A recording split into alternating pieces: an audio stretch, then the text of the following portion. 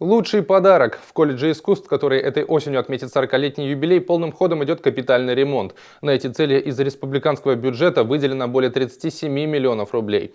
Со дня открытия в здании ни разу не проводился капитальный ремонт. Колледж находился в плачевном состоянии.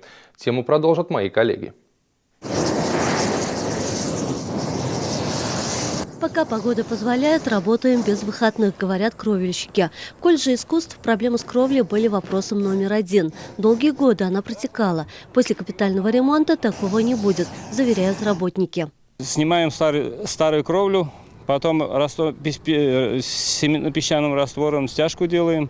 Как высыхает, там огрунтовку, потом первым-вторым слоем закрываем. Если погода позволит, дней через 10 закончим. Здесь также ведутся работы по обновлению фасада. Рабочие уже успели утеплить стены. Из приоткрытых окон слышится музыка. Несмотря на ремонт, продолжаются занятия. На сегодняшний день в колледже обучаются более 200 детей по направлениям вокал, хореография, теория музыки и дизайн. Хороший линолеум будет. Полностью свет поменяем. Параллельно работают и в самом здании. Например, в этом кабинете полностью обновят пол, поменяют сантехнику и электропроводку.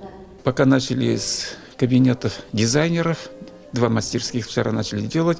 Завтра придут электрики, придут сантехники. Но, к сожалению, на все внутренние работы денег не хватает. Но мы довольны даже тем, сколько получится, столько сделаем. Самая основная задача была, конечно, кровля.